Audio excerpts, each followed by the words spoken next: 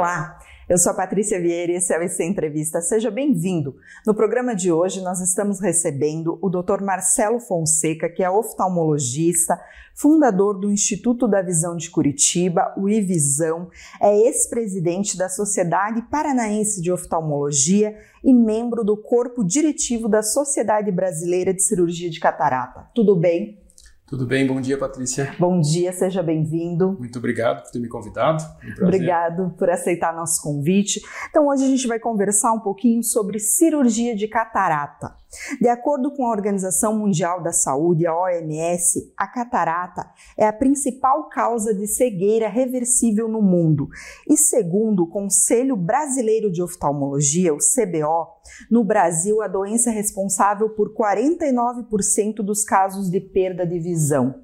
Dr. Marcelo, afinal, o que é a catarata e quais os principais sintomas da doença? Então, Patrícia, a gente tem, o olho da gente tem duas lentes. Sim. A função dessas lentes é a focalização das imagens. Perfeito. Uma delas é uma lente estática, que é a córnea, a outra é uma lente dinâmica, que é o cristalino. Sim. Olha que nome lindo, né? Cristalino. Então ela tem que ser cristalina, ela tem que deixar, tanto a córnea quanto o cristalino, tem que deixar a luz passar. Sim. Qualquer opacificação do cristalino, com ou sem obstrução da luz, é importante dizer isso. Sim. Né? Porque quando a gente fala em casos de cegueira, nós estamos falando de uma catarata muito avançada, que já não deixa a luz passar por ali. Mas qualquer caso de opacidade de cristalino, a gente chama de catarata. Correto. Então nós temos catarata desde o nascimento, cataratas Sim. congênitas, cataratas por diversas razões durante a vida, algumas metabólicas associadas a outras doenças. Certo. E a principal, aquela que a gente mais conhece, é a catarata que vem com o envelhecimento. Então, na verdade, tirando alguns casos, a catarata normalmente quase que não dá para chamar ela de doença. Sim. É o envelhecimento natural dos olhos. Assim como a gente tem cabelo branco, se a gente viver o suficiente, vai ter Sim. catarata. E doutor Marcelo, a cirurgia ela é a única forma de tratar? Nos estados de catarata, nos estágios em que a catarata já está impedindo a entrada da luz, sim. Sim. Nos casos de catarata muito inicial, ou cataratas congênitas, existem alguns casos de opacidades congênitas que são muito pontiformes. Certo. Uma criança nasce com aquilo e ela vai usar óculos. Sim. Por muito tempo. Talvez lá na frente, em algum momento da vida, ela vai precisar fazer a cirurgia. Agora, as cataratas que impedem a passagem da luz e que diminuem em quantidade e em qualidade a visão, essa sim, o único tratamento é o cirúrgico. É a substituição desta lente que nasceu com a gente por uma outra lente, uma lente artificial. Correto. A gente viu ali que, segundo a Organização Mundial da Saúde, é a principal causa de cegueira reversível. Ela é reversível em todos os casos? Uma vez que não exista outra doença associada, sim.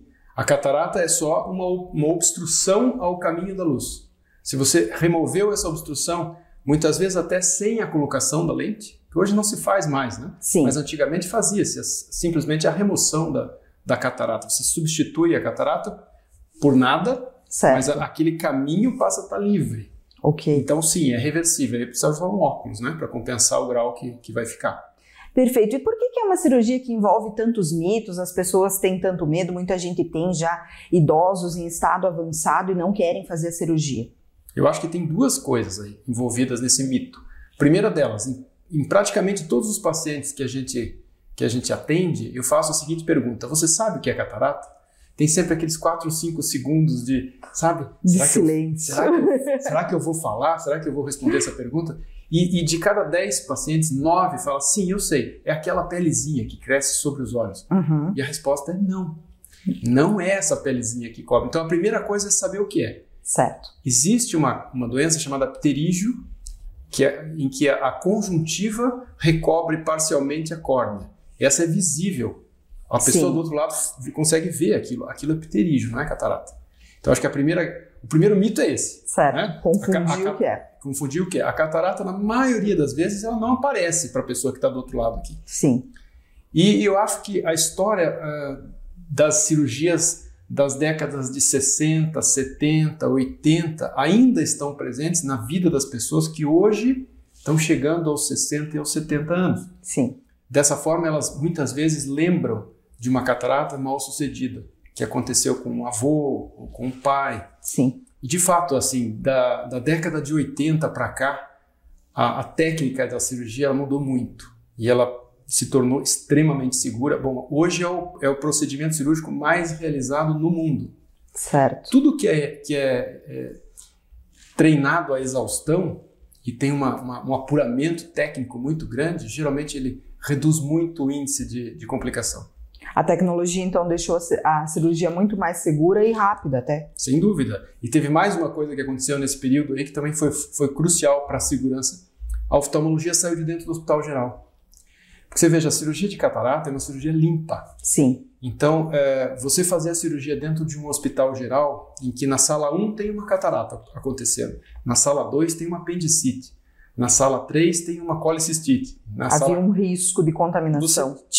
Normalmente a gente tem ali um risco de contaminação cruzada. Certo. Né? Obviamente que os bons hospitais diminuem muito esse risco, mas o risco de infecção hospitalar ainda é grande.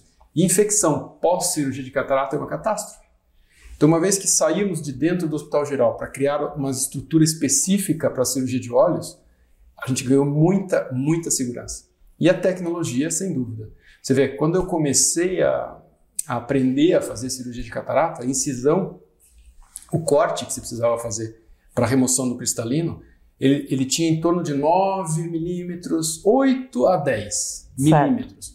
Se você considerar que a córnea tem 12, sim, é quase que abriu o olho inteiro. Né? E aí, de 1992 em diante, essa incisão foi para 5, 3,5, 2,5. Hoje a gente consegue fazer a cirurgia em 1,8, 2 milímetros. Então, incisões muito pequenininhas, autosselantes, não precisa ponto. Normalmente, com 24 a 48 horas, a incisão está fechada. E se o olho está fechado, ele está seguro.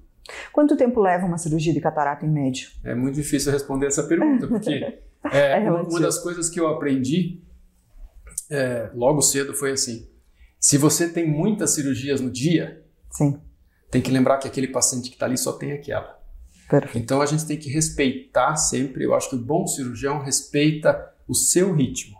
Sim. Ela pode ser rápida, mas jamais com pressa.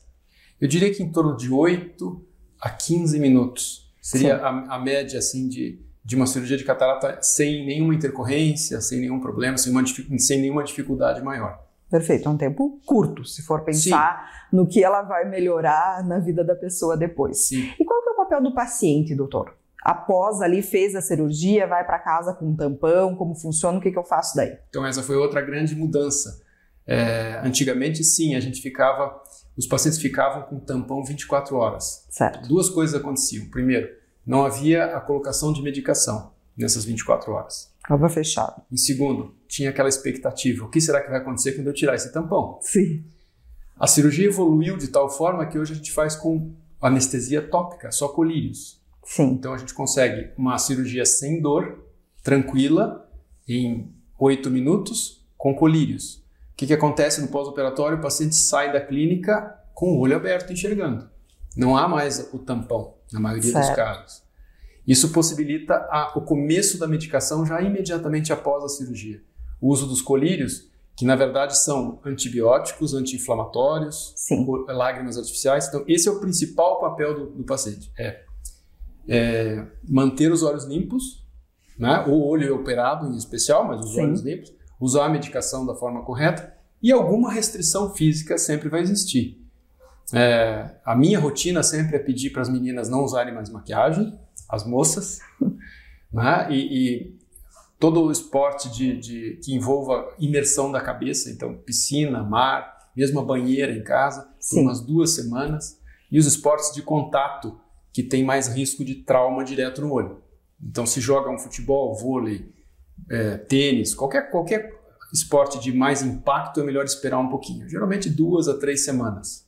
Perfeito. Mas 48 horas depois está dirigindo, se tiver condição de ler, já está lendo, já está vendo o seu celular, a televisão, já pode dirigir se tiver condições de visão para isso. Então é uma recuperação extremamente rápida.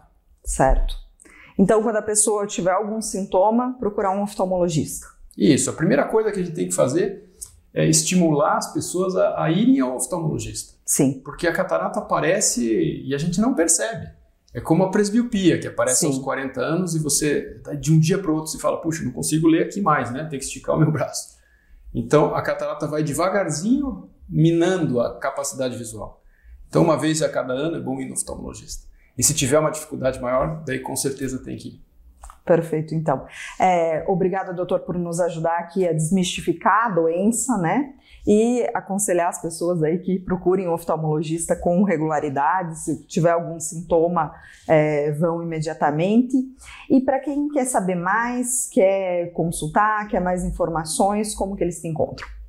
Eu que agradeço, Patrícia, a oportunidade de estar aqui falando sobre cirurgia de catarata, que é uma coisa que eu gosto tanto da minha vida. A gente faz isso desde sempre, há mais de quase 30 anos, mais de 25 anos. Perfeito.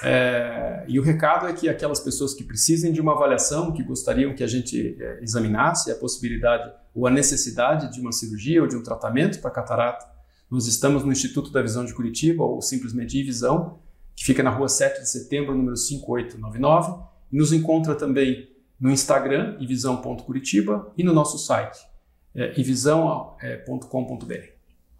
Perfeito, muito obrigada, doutor Marcelo. Obrigada a você. Se gostou da entrevista curta, se quer assistir outras entrevistas como essa, siga o nosso canal. E se querem nos ajudar a fazer o IC, deixe aqui nos comentários sugestões de temas. Até a próxima. Obrigada. Tchau, tchau.